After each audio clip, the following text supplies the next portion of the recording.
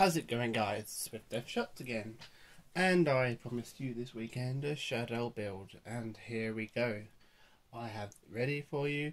I have tested this a little bit. It is Nekroz ready. This deck is fairly solid.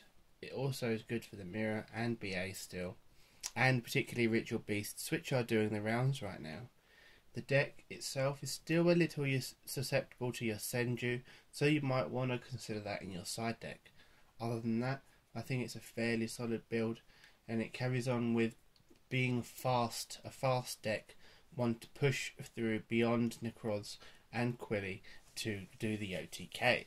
So for that reason, I think this deck is still viable. It's less viable than it was because extra deck monsters with Nekroz are not a thing. But that does not mean it, against everything else in the that you'll see, this deck does not do well still. So for that reason, I'm going to bring you what will probably be for a small amount of time until we get Amalith, my final Shaddoll build of the format. We'll see if it will be, it should be. I'm still deciding whether Secret Vigil Spellcast is a card I want to run. If I decide to run it, you'll see another build. But other than that, I anticipate this to be my final Shaddoll build for some time. So we'll get right into it, guys. Let's get in there. Let's get right into it. The 2 Falco, because recursion and the Falco is good. The 2 Hedgehog for the searching. We're down to 2 Squirtoma from 3 on my last build before Nekroz was out, because this guy helps you get your stuff and deck thins. It's also really good setting now with the Djinn lock on the field, as is the Shaddoll Dragon. The Dragon is now really good as a stick v Nekroz and setting as to get yourself out of the Djinn lock. And then we have our draw engine, of course, of 3 beasts still. So that's the main Shaddoll core. We run those monsters. So that's what I'm running for that. We then run 2 of each. I run 2 of the Wyver Bastard and 2 of the Collar Serpent. I find 2 and 2 is the best ratio rather than 3 and 1. You want to see a light monster you want to pitch, and if you don't see one for the construct, you can fall behind fairly quickly because the construct itself sends another card, which keeps your momentum going, and momentum with this deck is really important. So for that reason, you need to run, I think 2 and 2 is the best, and you'll see why I think 2 and 2 is important with the other cards that are coming up slightly later. I still run the 2 Denko. I wouldn't run a 3rd anyway now, not with Nekroz now out, but I definitely would still run 2. I think 2 is the optimal number. You still need to cover certain Quilly, you still need to cover BA, you still need to cover things such as your Senju, who do run a lot of traps, as do Ritual Beasts. Your Senju have their 1 out, of course, of Secret Move, but this played correctly can turn everything else off which they play. So for that reason, I think it's really strong, and it's also a card that obviously can have Honest dropped on it. So for that reason, the Honest is in here at 2. Honest is really good still. Honest can still win matches. So for that reason, I like Honest. The last monster is just to help push for game. Obviously is BLS. This guy is still incredible. This guy still wins matches. So there's no reason to not play him. Onto the spells, and this is now the most important Shaddoll fusion card of the deck, if it wasn't already, because it basically, this card cannot do as much as it used to, so we have to rely on this. This helps us dodge as well Trishula, so we have to hope that we have them. We need to keep them rolling, we need to see them. You're probably going to find Nekroz quite considerably more difficult without El Shaddoll Fusion now, so that's something to bear in mind. 3 Shaddoll Fusion, you still need to see it, it's still another fusion, it's still, if you can find a way out of the Djinn lock, leaves a Larval or Chain on board to fuse against, so that's good for that too. Obviously it's relevant against Quilly, it's still relevant against mirrors, it's still not that bad, it's just less relevant than it was, for the reasons that there are no extra deck monsters that much summoned in Nekroz. Here is your Djinn lock out. That is the most important card still. It has been the most important card since we lost Super Poly, in my opinion, for the deck. and it's now really good still. It's, you're out to the Djinn lock, like I said, putting the monster defense and swinging over it is really strong.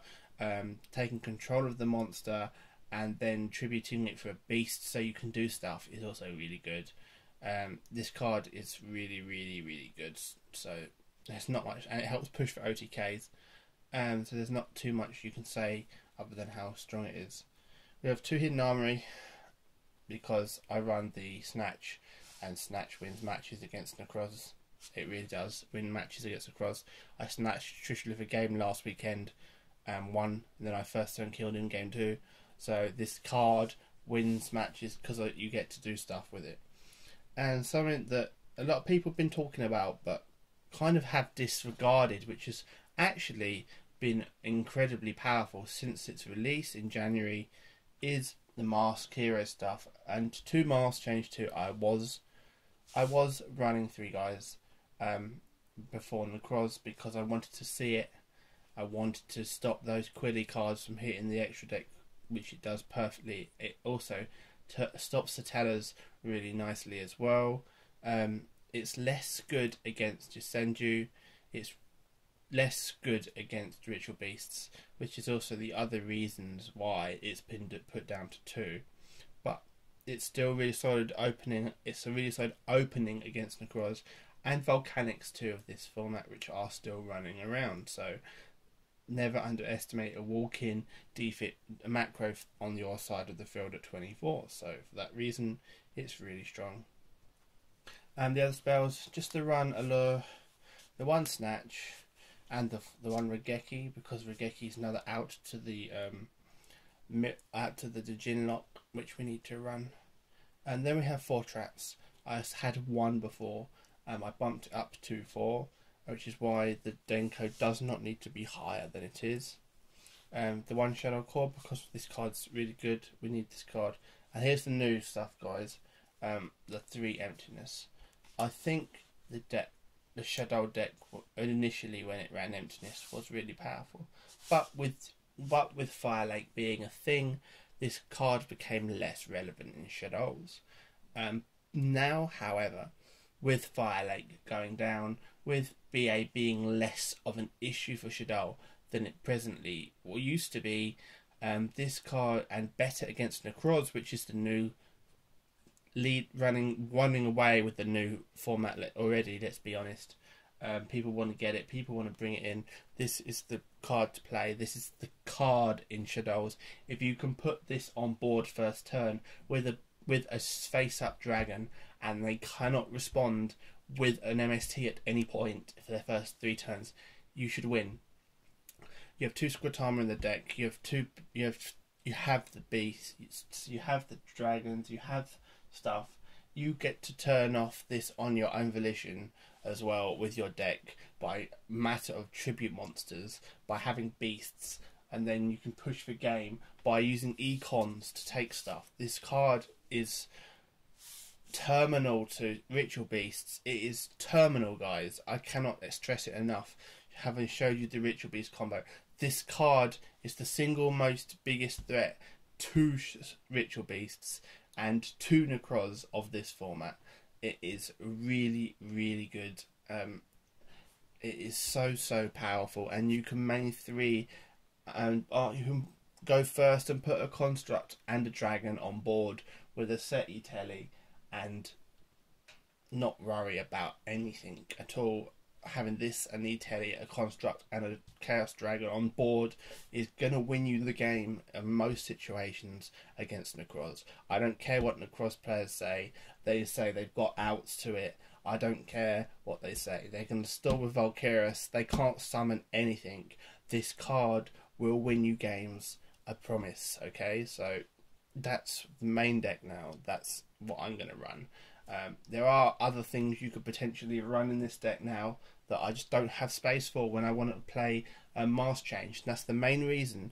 You can play Book of Moon, which is also really good. You can play the 2 Dark Holes instead of the Mask Changes. If you don't want to play this, you can play Staple Traps again, which is incredible in itself. You can play TT, is a really strong card now in Shaddolls, in my opinion. TT is amazing. You can play TT to Mirrorfalls if you don't want to play these, because Mirrorfalls again is a really strong card this format. So there are options for the Shaddoll deck outside of Emptiness if you don't want to play it, and you don't want to play Mask Change. There are cards you can still play that will help you this format. So the deck's really versatile.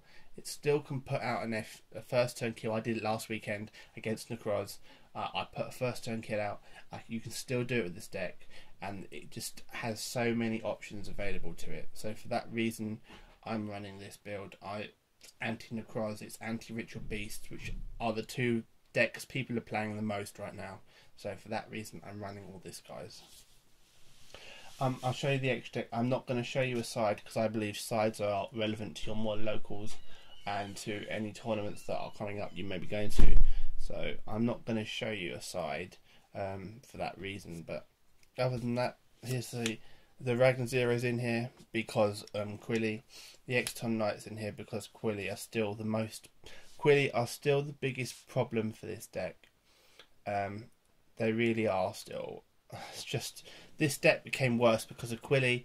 Not a lot changes because of that, which is why you have to side the 3 MST. You have to have them, and the 3 Fairy Winds. But then once you go game 2 and put those 6 in, you know how it goes. It's down to who sees their sides first. So it's really on that with Quilly. The Goyo, because sticks are good.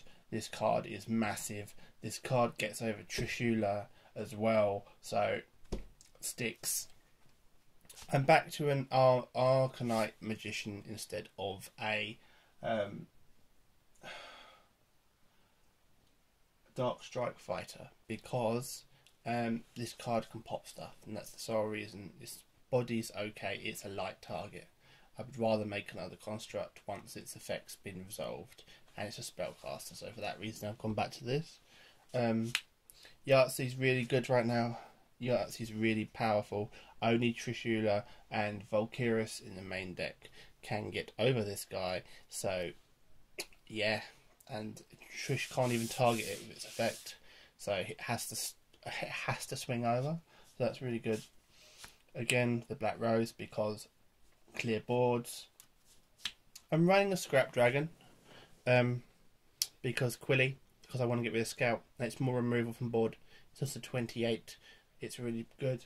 There are other options you can run in this particular slot. Stardust is a good one. You know, if you're in we don't have Spark legal in the UK, but if we did, this would be Spark all day long.